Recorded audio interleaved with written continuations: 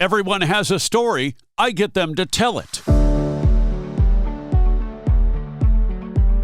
Welcome to the Aron Bender Podcast. Conversations with media personalities about their personal and professional lives and journeys. Really appreciate your support, whether you're watching on YouTube or nightly at 11 on DB&A TV at dbnatelevision.tv or streaming with the DB&A TV app on Amazon Fire, Roku, and Apple TV, or listening on your favorite platform.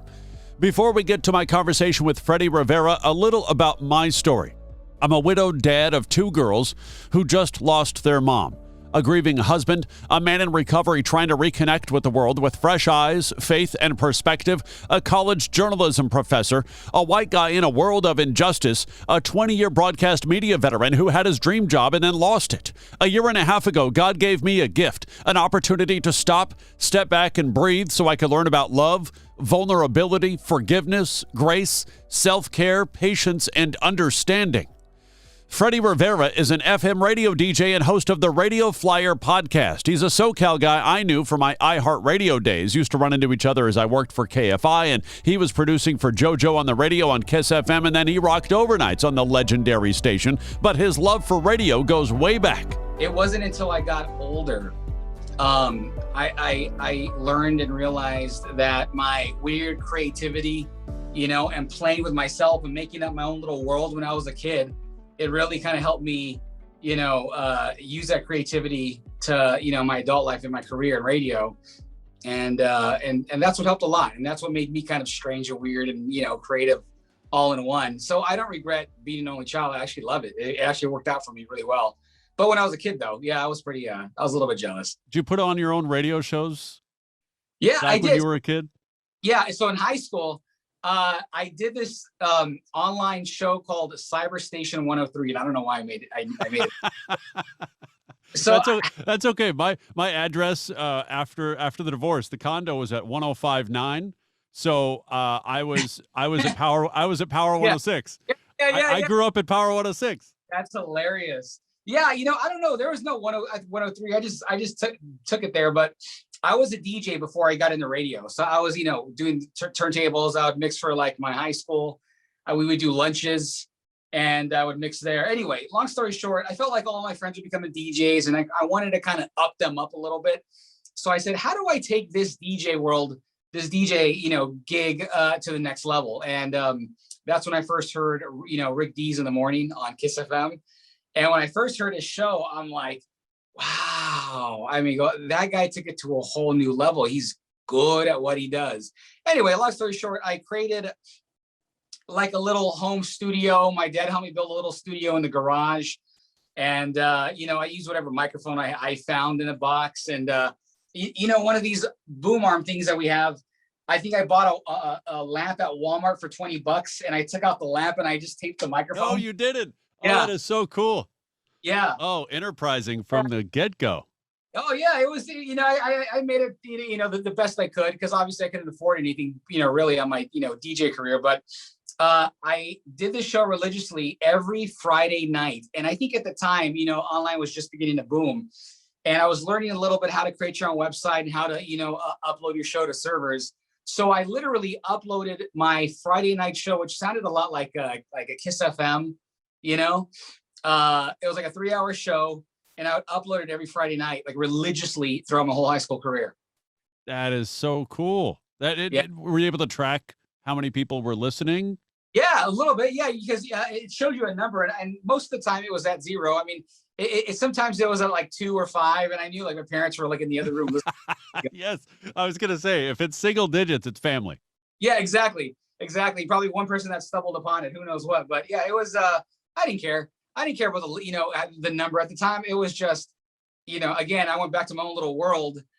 I'm in my own little world that I created and I'm just doing this show and I'm just loving it. And it, over time, it started to actually sound pretty decent, I think. Does it feel like you've gone back there with the podcast? Yes, big time, actually, because, it's weird, Aaron. That's a great question. Because when I left radio in Dallas and I came back here, I don't know if I wanted to do the whole Cyber Station 103 all over again. At my age, being an adult and my experience, am I going to have that passion and drive to do it all over again? And at first I didn't want to. I was like, nah, that's why I started going more for the pilot thing. But the quarantine happened. And when quarantine happened, I knew we would be here for a while. And I'm like, well, we're not going to do much, So I guess I might as well do something like that. And as I started putting the studio together little by little, I think I'll admit I was dragging my feet at first. But when I started putting it together, everything started to come back naturally. And, I bought the soundproofing from and Amazon, honestly, makes everything a lot easier than, it was back in the day. Totally. And everything was like, it felt cheaper for some reason this time around. So I bought a little bit of this, bought a little bit of that. And I invited my friend Michelle Zuna to come by and, be my co-host for a podcast. And I got to give credit to my friend Lewis Love, who gave me the name of the podcast. Because, I do radio and then I fly. So he said, oh, my gosh, you should be called Radio Flyer. When I saw that, I was like, of course, this is Freddy's podcast.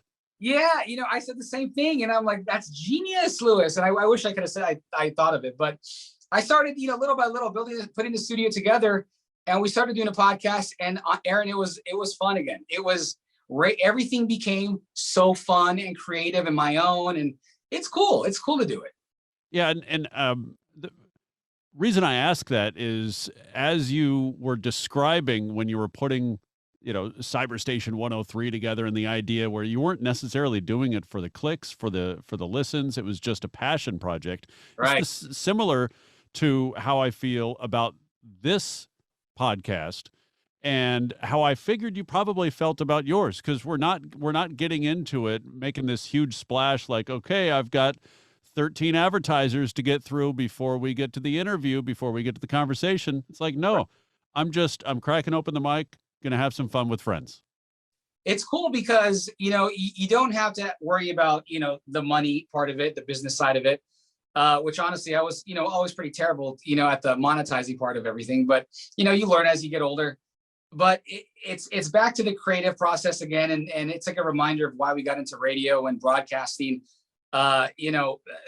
Doing this, I can go any which way with it. I want to, and now that, I'm a little bit older, I've taken it outside of music and started, diving into other people's radio career and asking them how they got their start. And it's kind of given me practice to become a better interviewer, because honestly, my whole career, I've been a terrible listener. Seriously, really, you feel like that's. Yeah. So I think now I'm starting to really get the experience of becoming a better listener and, taking the spotlight and moving it over to the, whoever I'm talking to, because, it's like Anthony Bourdain's show on, CNN.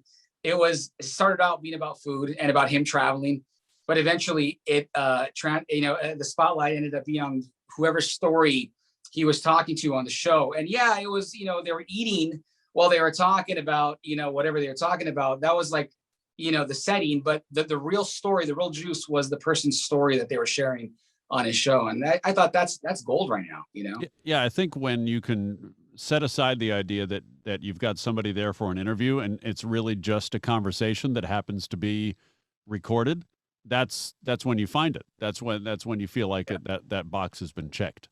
Yep, exactly. Your studio setup, I notice. Obviously, a professional microphone there. What's the microphone you're using? And I bring that up for a reason. So what's the mic you're using? So this is the Electro Voice RE20. So to be honest with you, besides the computer here in the studio, Aaron, I thought, you know what? Okay, so I already have the mixer here. And, I had the monitor, and I had these tables from, I don't know when, years ago. But I thought I might as well, if there's going to be one thing I can splurge on, it's going to be a brand new RE20. So I bought this online and brand new, and I bought a little, mic processor to go with it. Yeah. But when I'm in that little package, you open it up and it's in that black foam and a zipper. Man, I got to tell you, this is, because we've been working, we've been working hard. It was like a reward. I was like, this is cool. So yeah, exactly. The reason I bring that up is I also, I've got the mixer. Okay. I splurged a little bit on that.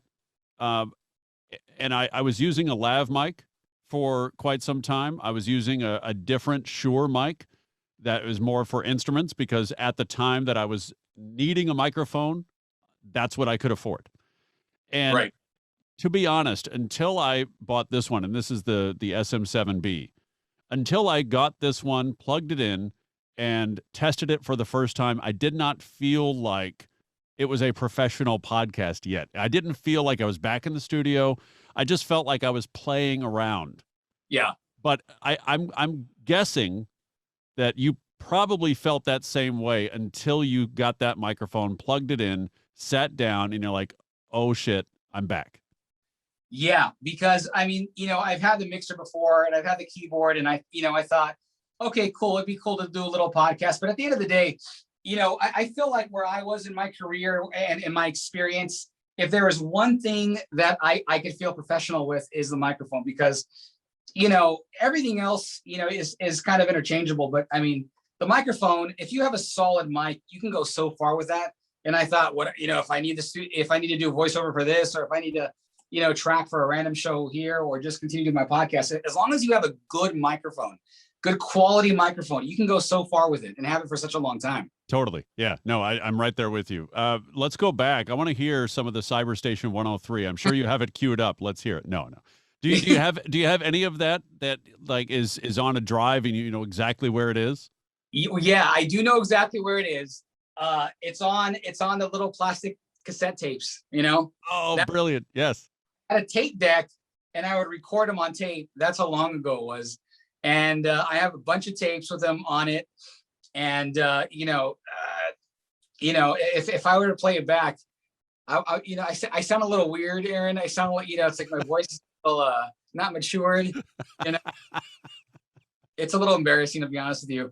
But you know what? You could tell the kid was having fun, yeah. I was having a good time doing it, for sure. But you know what? Eventually, every week, like I was doing it religiously, and I was listening back to myself, because I think I was working at KIIS FM at the time as a phone op. And I was living in Rancho, so I had a 45-minute drive. If I phoned up on the weekend, get up in the morning and drive, down the 210 to Burbank, I had a 45-minute, drive to listen to myself. So I would listen to my own show, and I would critique myself and make myself better. And I would listen to the radio here in LA, and I would try to sound more like them each time. And eventually I got okay, So. So you brought up Rick Dees as one of your inspirations, and Cyber Station 103 sounded a lot like KIIS FM. You eventually interned for Rick Dees. What was that first day like?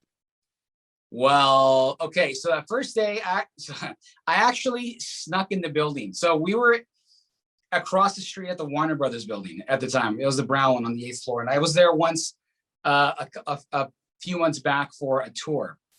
Real quick backstory. I went down to try to become an intern with Rick Dees, or at least get a photo with him, at a Krispy Kreme Donuts. They were doing a live remote in Burbank at a Krispy Kreme Donuts. They had the big rig, the 18-wheeler. Yep. And I met Rick Dees, and he was so kind and so nice. Took a picture with him. And then I met a guy named producer Ruben, who was also one of his assistant producers. And I went up to him and I said, hey, what does it take to become an intern for you guys, or to to get hired? He says, oh, we're not really hiring interns, but come for a tour. So that's how the tour happened.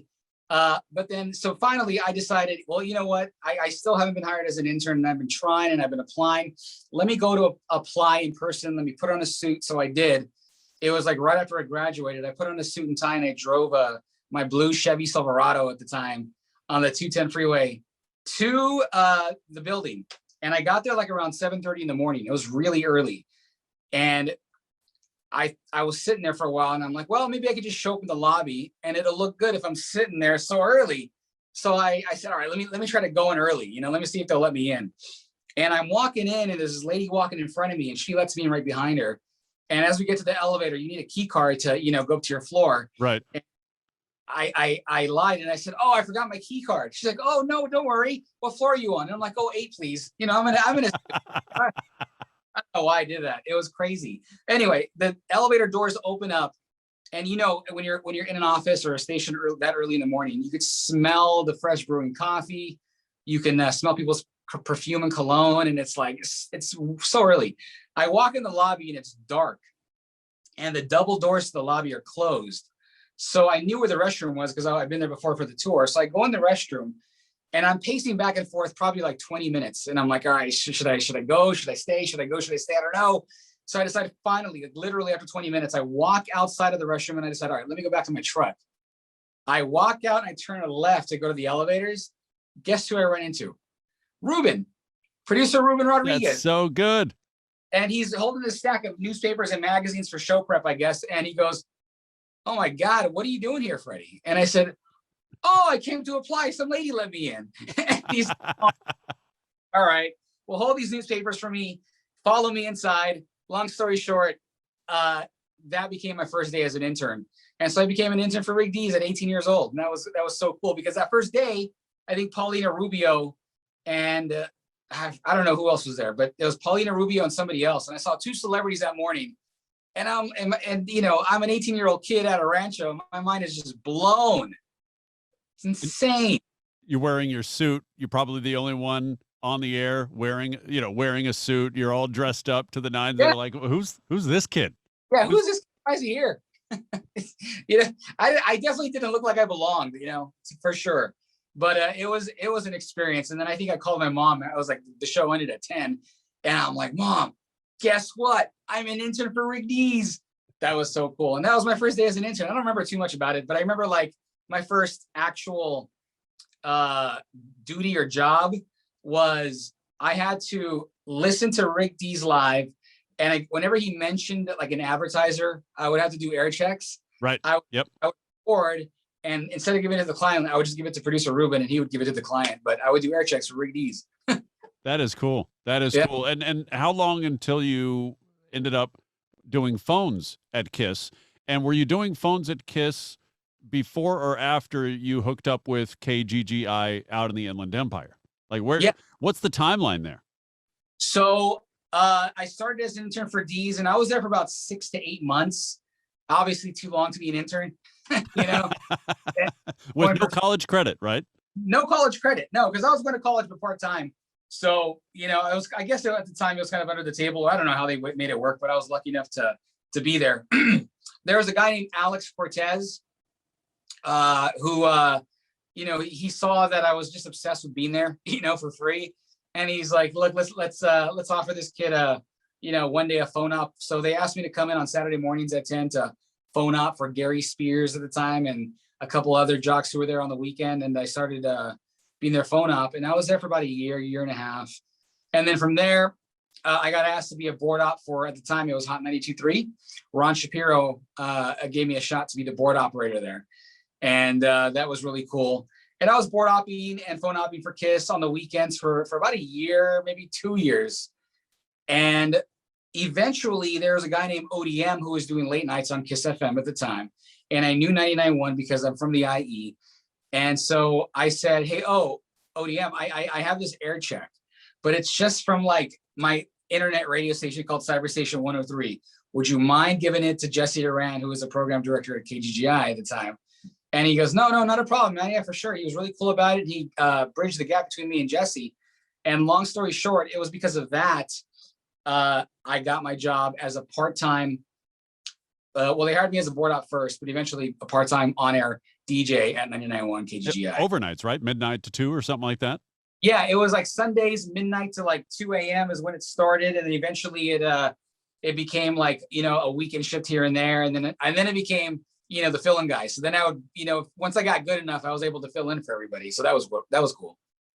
And how long were you at KGGI before KIIS FM came calling? Because when I would run into you in the building, you were hanging out with JoJo a lot in the evenings, and then all of a sudden, here's Freddy overnights.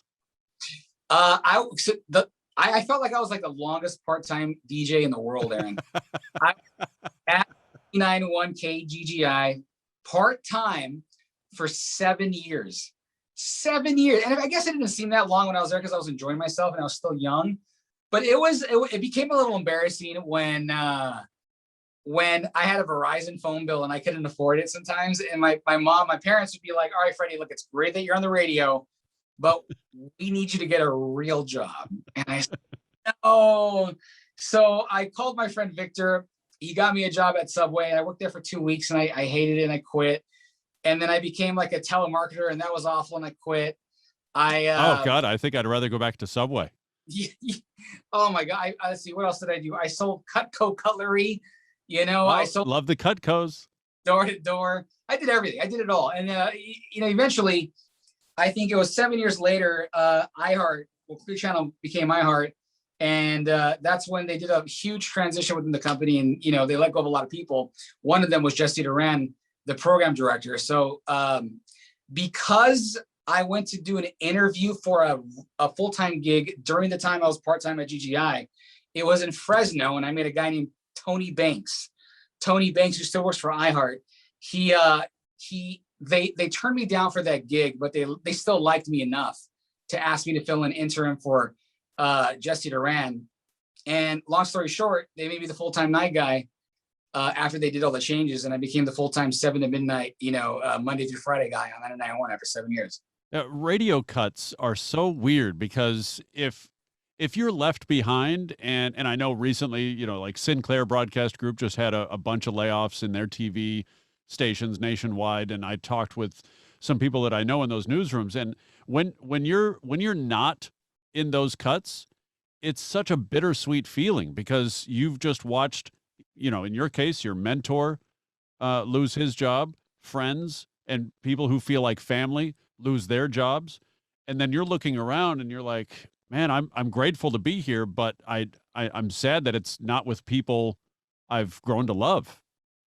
Yeah, I had the privilege of talking to Jesse Duran about this recently too, and we were talking about how being in radio long enough, sometimes you can be on both ends of that spectrum, and it's bittersweet, like you said, because if you get a promotion because of somebody else who got fired, it's like, it's great you got a promotion, but you hate the fact that you got it that way, and it's and a lot more than often it ends up being that way. But that's the nature of the business that we're in, and most of us know that, and hopefully we don't get to experience that too often. But right, it also depends on how like the management handles things. Like right.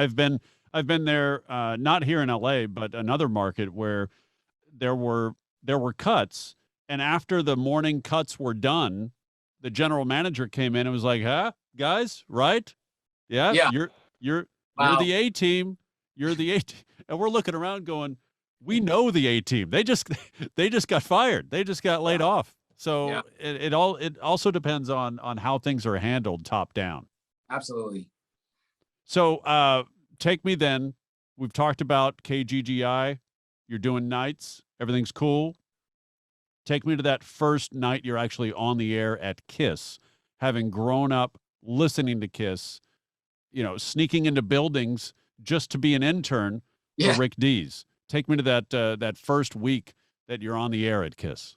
Okay, so it started actually at 99.1 because 99 was very rhythmic and hip hop and urban, and I felt like I was never going to be urban enough and cool enough and hip hop enough, and I loved hip hop music. It's just I just didn't talk that way. I wasn't cool enough, Aaron. But you weren't the hip hop head necessary to carry that, right?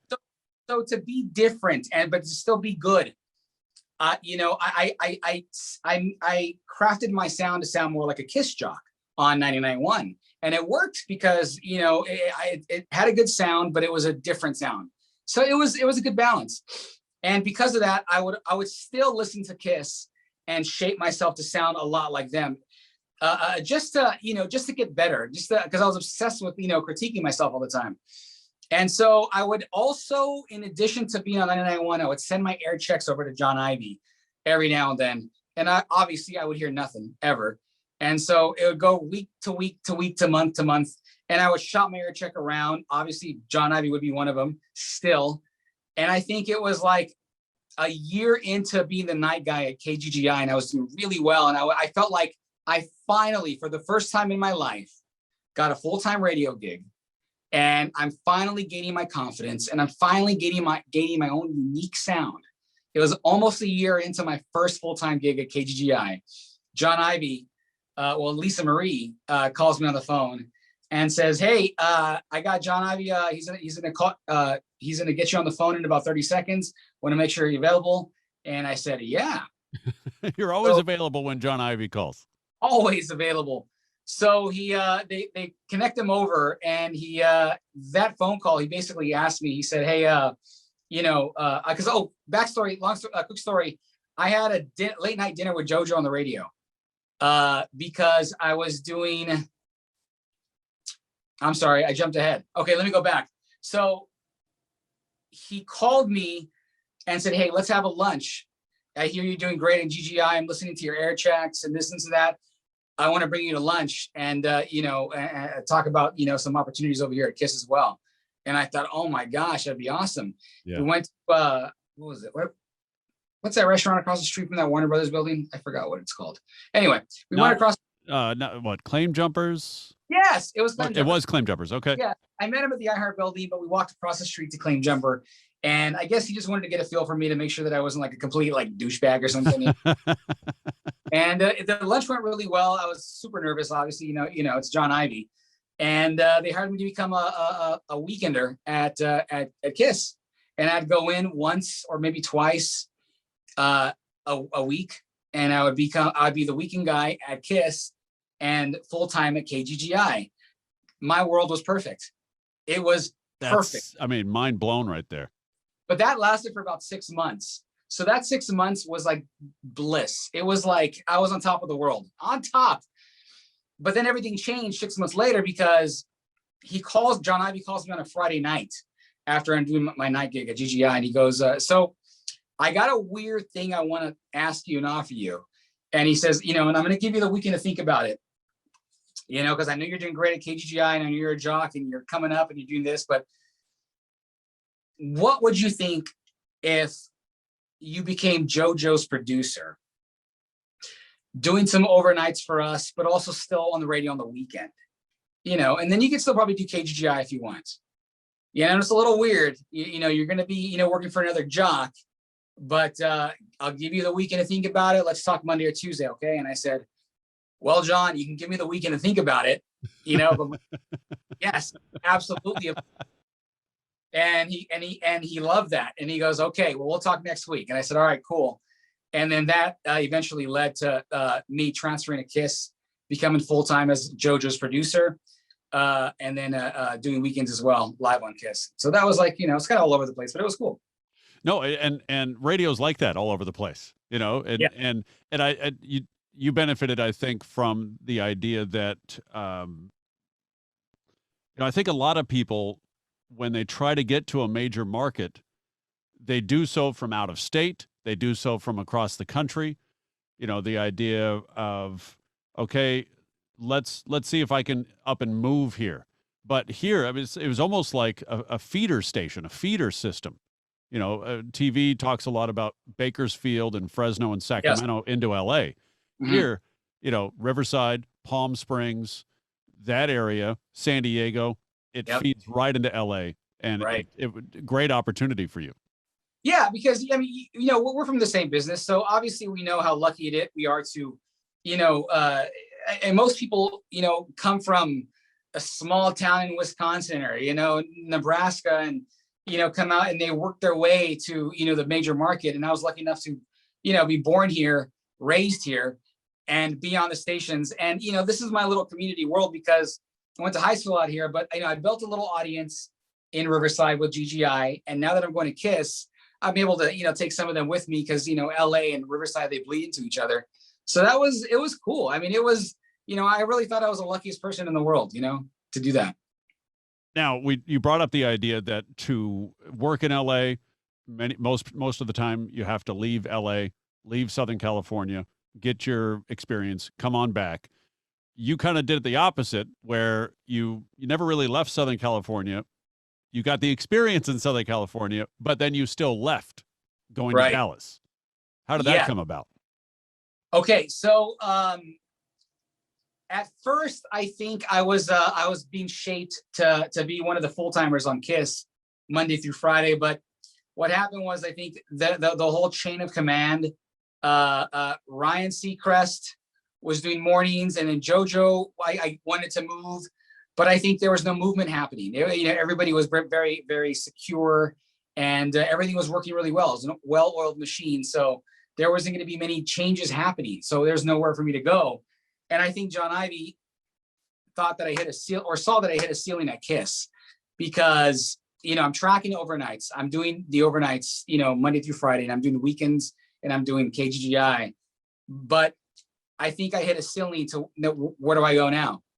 Where does Freddy become, his own person, and grow from there, I guess. And eventually he out of nowhere, I get a call saying, so the first meeting was weird, because he calls me into his office and he goes, so Freddy, I got some news for you. We're doing some budget cuts, and you're not really producing for JoJo anymore. You're kind of doing your own thing and this and that, and I could see that you're a little frustrated and you've hit a ceiling. I really don't know what to do with you. So I don't know what's going to happen to you here at KIIS. And it's such a weird. I'm like, all right. And it was weird, because it was just like everything was going 100 miles an hour, and it just hit a wall. And he's like, let's talk in a week, because I'm trying to think of some ideas on what to do with you. I'm like, all right. And then, so, that week was, psychologically, just torture. I almost would rather he not call me, and then just in a week, with that phone call, telling me what he thought about over the last week. Right. But don't give me a week to think about it. There is a reason for it, for everything that John Ivy does. There's a reason behind it, and a week later, great news, Freddy, I got something for you. And this is going to be a great gig, and I'm so happy for you. He says, you're going to be the afternoons live, and you'll also be the music director, or the APD, the assistant program director. And I go, oh my gosh, okay, where? He goes, Dallas. And at first I'm like, okay, Dallas wasn't even on my radar. I was already doing tracking for KIIS in Dallas. Okay. So I knew people there, and they were always so nice to me. Shout out to Patrick Davis, great PD out there. And it was great. But for me to have lived my entire life, and, been lucky enough to do that, I'm in my 30s. And then he goes, hey, guess what? Got you something. You're going to Dallas. You're leaving in about a month. Good luck. And my whole world just flipped upside down. And it was exciting because, he locked me in a great gig. And it really was a step up from what I was doing at KIIS. But to me at that time, it was not a step up. To me, it was, well, I built this audience, and my family's here. My whole world is here. So I'm going to leave everybody here and build something new in Dallas. And that's, I guess I should have known this was coming, because I've never done it before. So to be honest, I didn't want to do it. I really did not want to do it. And I called my best friend. I'm like, oh my God, I'm in a pickle. What do I do? And he's like, Freddy, don't go. You're not going to be happy, this and this and that. And I was going back and forth, and everybody was telling me, Freddy, some people were telling me don't go. People in the profession were telling me, Freddy, go. What are you going to do here at KIIS? You can't just be the, overnight guy forever, or, whatever.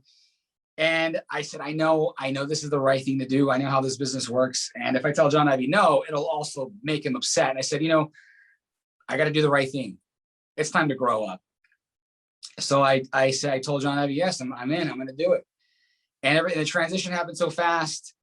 So fast. Within a blink of an eye, I'm moving everything into my new, and it's a nice apartment too, to be honest with you. It's really nice.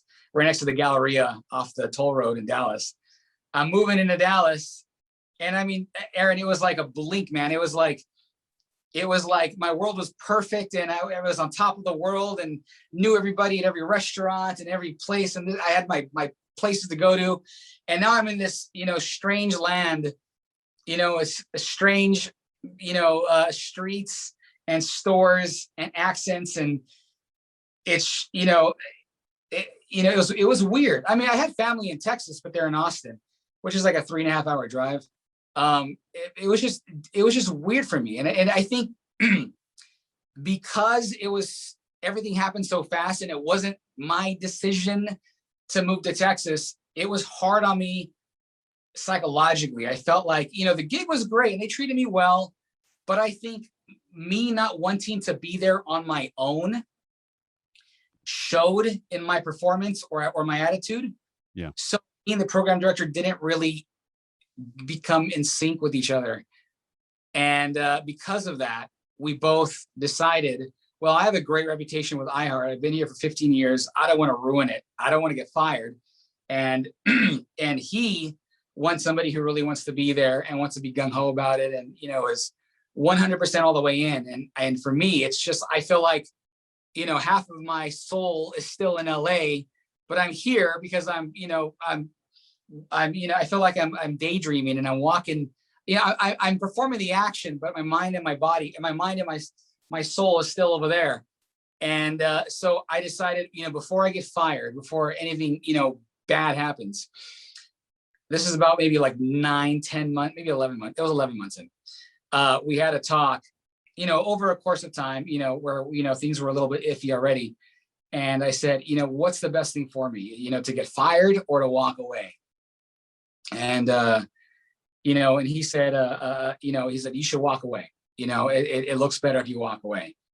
Granted, was that the best thing to do? I don't know. I mean, maybe getting fired, I could have got a severance package, but, I called John Ivey on the phone, and I think he was just beyond upset at the fact that I didn't make it work. And rightfully so, he was beyond upset because I made him look bad, because he helped me get the job.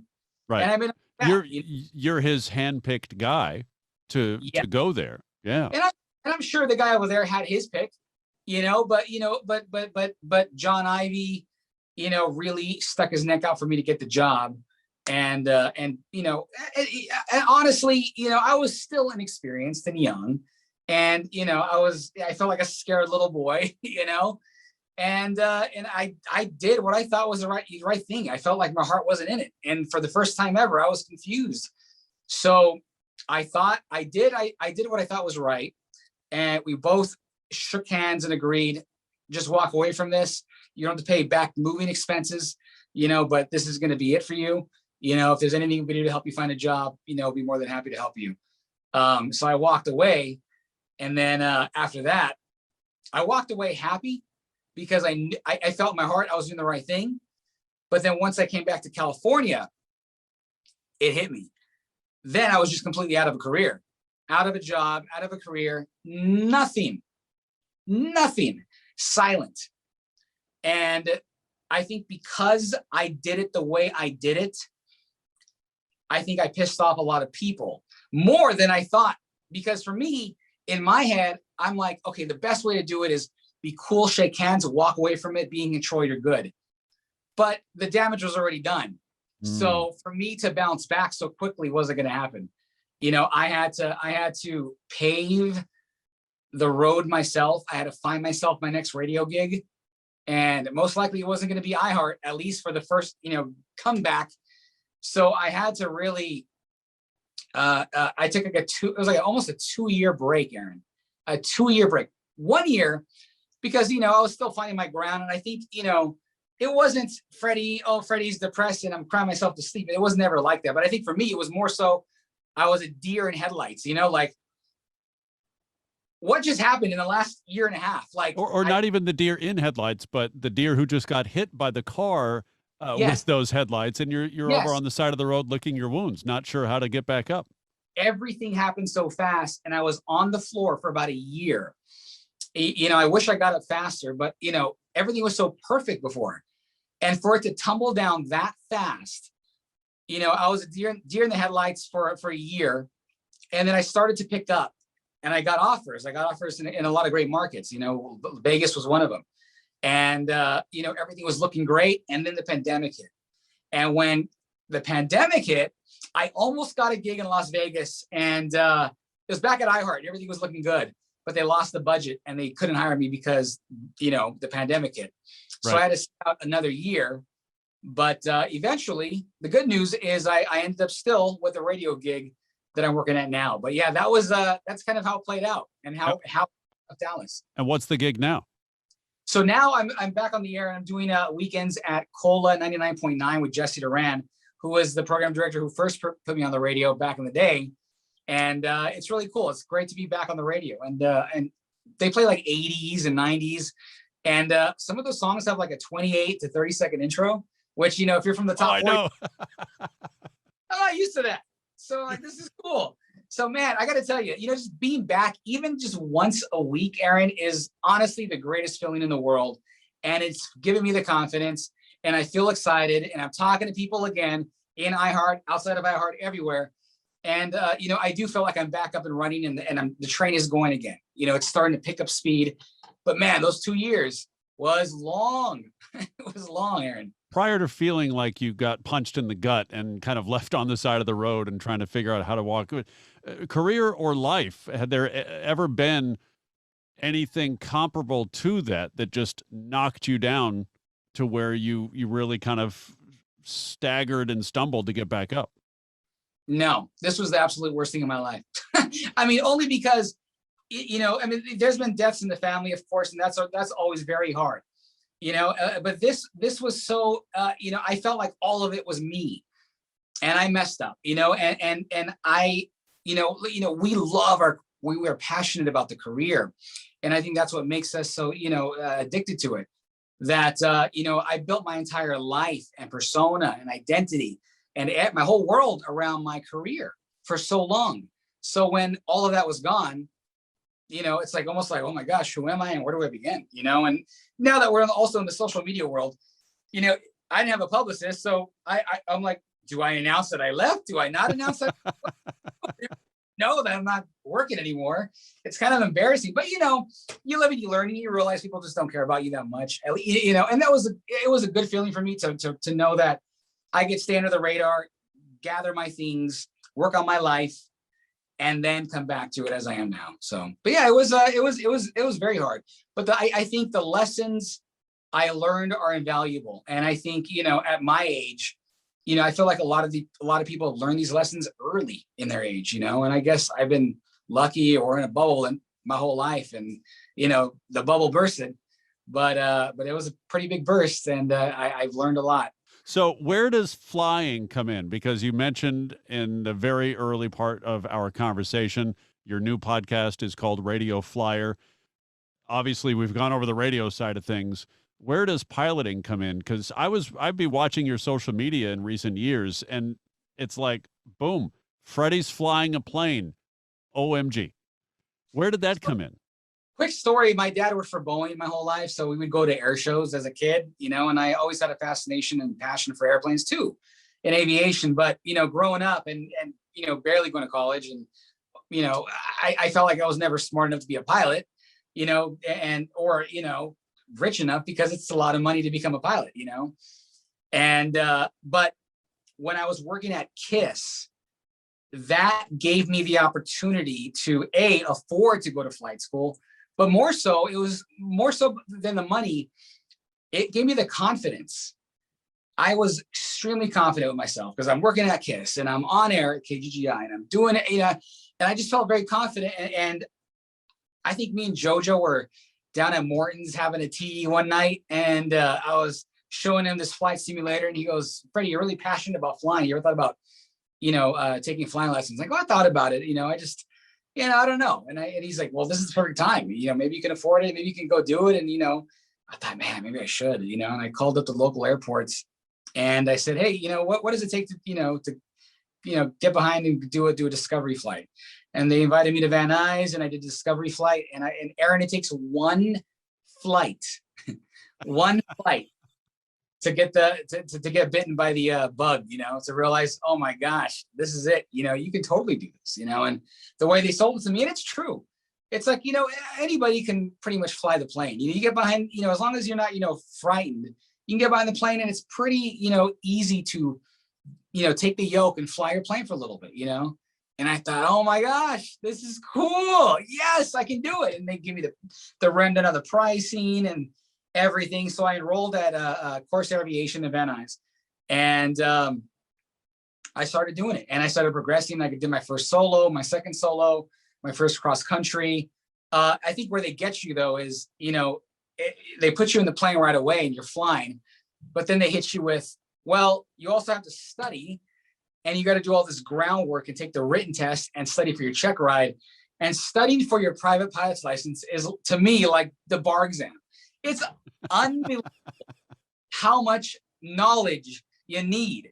I mean, it's one thing to understand avionics and the science and, how a stall occurs and, you know, what kind of fuel you got to use. But then it's another of learning the regulations. What are you allowed to do? What are you not allowed to do? And how often do you have to do it per, the regulations, per the FAA? You gotta know all of it just for flying a tiny little plane for fun. So I can imagine what it's like to do commercial, but still, it's worth it. It's 100% worth it. And I think, man, it's the best feeling in the world. How many hours did you end up logging, and how close are you to possibly getting your private pilot's license if you decide, okay, I'm going to go back full bore? Yeah, so I'm super close. So where I left off, and this was just probably about 2 weeks ago, I have one more cross country solo to do. So that's basically, flying from Van Nuys to Santa Maria and back. And then the check ride. So I have technically just one required flight and the test, and that's it. So that's how close I am.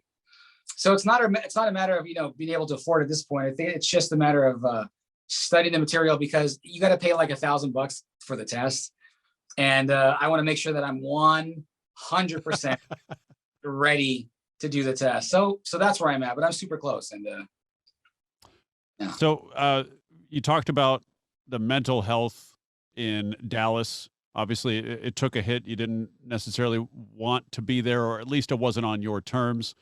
And then obviously the mental health in the year that you got back before the pandemic. And we could talk mental health during the pandemic all day. Yeah. How is it now? And how do you feel like the last 2 to 3 years has shaped you, has left you? So I think my progression from 99.1 KGGI to KIIS happened almost too perfectly. It was just like, granted, I was at GGI for a long time, but it was like everything was so fast. It skyrocketed. I was, all of a sudden I became full-time at GGI. A year later, I'm doing weekends on KIIS. Less than a year later, I'm full-time on KIIS and on KGGI, and I'm JoJo's producer. And it was just within a span of 2, 3, 4 years, everything just blew up. And, it gives you a huge sense of confidence, and, it makes you feel good. I was walking on the moon. But, to be honest, the reality finally sets in afterwards when, you realize that, all of that can be gone and lost. But for me, I think it was, it teaches you a lot about not just the career, but about life. And I think, appreciation and, I guess the maturity of the level I'm at now versus, where I was just a year and a half ago, and learning that, your identity should not be wrapped in your career, but your identity should be who you are, and that could be your own brand. And you take that with you to your career, and, networking with everybody, appreciating every part of the career. And, it's taking me to another level. I know I'm a different person than I was a year and a half ago. I can't tell you what kind of person I am, but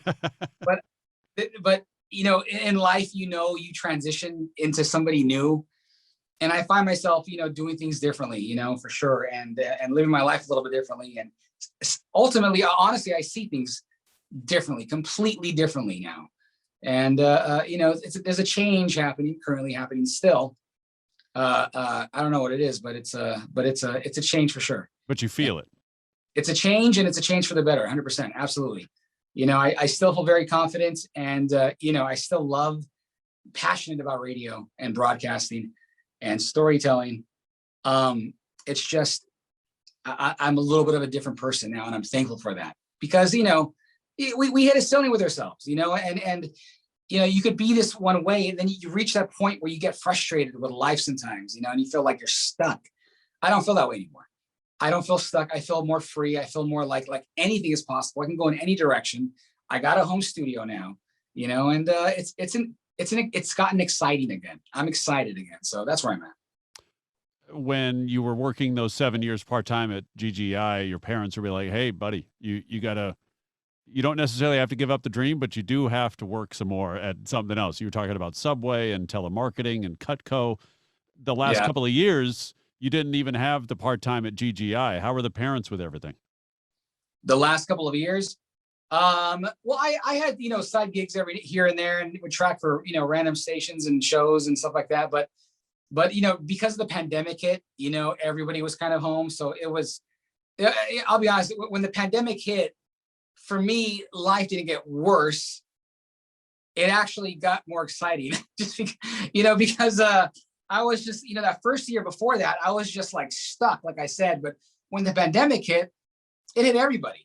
So I felt like, all right, now everybody has something else to deal with. And I hope nobody's focusing on the fact that I just lost in life. And then now we're all in this together. And I feel like we have something collectively that we can focus on, and work on, and honestly, it was, it to me, honestly, it was a blessing to have been home with my dad, spending time with the family, seeing my mom, and slowing down in life and appreciating the little things, because I'm telling you, the growth process, you can't learn this stuff in school, or somebody, can't tell you, Aron, you're going to be this way one day. This is why, and this is why you should do this and do that.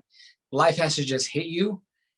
And that's when, you see, it helps you see things differently and become a different. And also you went into the pandemic, I feel like, with a little more confidence, because Vegas wanted you, but couldn't hire you because of budgetary reasons, not because you were you.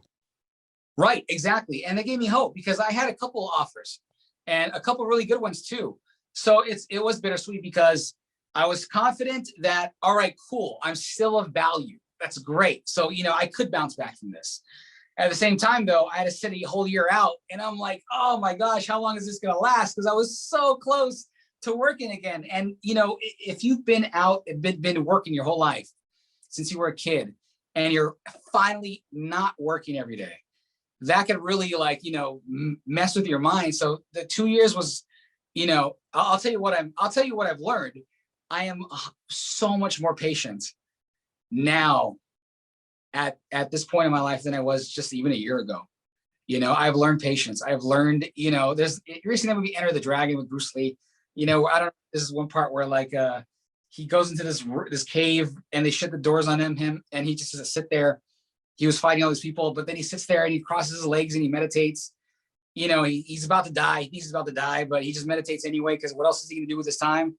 I felt like, what else am I going to do with my time? Obviously I can't go work for anybody right now. Nobody's hiring. I've been out for a year. I think it's time to just slow down and focus on what you do have. Play with the cards that you are currently dealt with, and appreciate what you do have, because, when life gets fast and your career gets busy, you forget that the roof over your head is the biggest thing to be grateful for. If you have your parents, big thing to be grateful for. If you have somebody that loves you, if you have any kind of family or great friend that loves you, a friendship you've had since you were a kid, or even a car to drive here in Southern California. Those are the things that I became really grateful for. And it sounds cliche, but it means something different now. So yeah. You recently posted on Facebook a quote from Theodore Roosevelt that was on the first page of the book that you're now reading. First off, what's the book? Oh, the book is Dare to Fly by Martha McSally. And I was at Barnes & Noble. Here's a trick. So I was at Barnes & Noble, and I was about to buy the book because it was about a female pilot, one of the first U.S. female pilots to fly the A-10 Warthog, and she's now a U.S. Senator, or she became a U.S. Senator. But it was like 29 something. And I went to go pay for it, and they're like, oh, it's going to be like 30 something. I'm like, oh my gosh, no. So I took the book back, and I went on Amazon, and I saw a used copy for like $9. So Bingo. I just purchased. Anyway, sorry, Barnes and Noble, but that's just business today, buddy. So I bought the book, and the first page has a quote of Theodore Roosevelt. And when I posted it, everyone's like, oh my gosh, Freddy, I love that quote. And I'm like, I've never seen this quote before. It's amazing. And, to me, it was very relatable in my life because, to me, it says that, you got to credit to the people who try, who try and who try big, who are willing to give it all of the effort and not be afraid to fail. not be embarrassed to fail. And, because, we all have dreams and, we all have, a passion. And, I feel like I've given it my all. And I've had my first fail because I've never really had it, honestly, Aaron, I've never had a real fail in my career. I mean, there hasn't really been a time where I got fired or a time where I, something really bad happened to me. Like I said, everything seemed kind of like a dream. So this was my first real big fail, and it was a giant fail. I mean, it was the ultimate fail. I mean, I went from 100 to 0. So, so that quote, when I read it, I go, man, this is super relatable right now, such a great quote. That's why I posted it. Yeah, no, I totally get it. And of course, we'll post this on social media when I talk about the podcast, but I'm right there with you. I prior to my losing my job at KFI in late 2019, I also did not have a fail, and then it was the ultimate fail. And it took me a few months of, again, licking my wounds and trying to figure out what the heck just happened. And it was a blessing. It was a gift because it allowed me to be home to connect with my wife and daughters. Of course, going into the pandemic, I'm needed here more than ever. And what turned out with my wife passing in November, to be the last year of her life. And I was here for it and home for it and able to take care of her during that time and take care of my daughters during that time. And you don't know, if we go back to, the idea of cliches, you just don't really know God's timing until it's months or years, decades sometimes later. Right. It can be frustrating in the process and extremely frustrating because you don't know why or how long. And you many times feel like, I don't deserve this. Why did it happen to me? I wanted the good people. Why me? And, and you always focus on yourself, but, I guess we're not allowed to see the big picture sometimes, but when you do recognize it later on, you are thankful for, being there at home, in that important time. And for me, the same, because I've learned and I've realized, my closest ones could leave this earth at any moment, at any time. And you know what? Maybe I'm here because spend time with the people like you, Aaron. Spend time, because right now you might not have this time again when things start to pick up. So do it now. And I think that's an important lesson. Yeah. Imagine if you had stayed in Dallas for that extra year and then the pandemic hits just as it did. I mean, your mental health was already taking a toll when you left. Add another year to that, and then add the pandemic on top of that. It's all supposed to happen the way it happens, man. Yeah, and what, as you get older, you realize that things become bigger. The confusion gets bigger and problems get bigger. But still, when things begin to make sense, you realize, if you really truly follow your heart, it's hard. It's hard not to look back and say, I at least I followed my heart and I made the right decision because I felt it. On book, you're supposed to do it this way, or, your friends or your coworkers tell you to do it this way. But ultimately it's you, and your heart and God. And, and as we're getting older, we're responsible for our own decisions. And when you look back, it's you don't regret them. You don't regret because you felt like you did the right thing. Thanks for watching the Aaron Bender podcast here on DBNA TV or on YouTube. You can find me at aaronbender.com. If you have guest ideas or comments, email me, aaronbendermedia@gmail.com. Be well, and thanks for watching.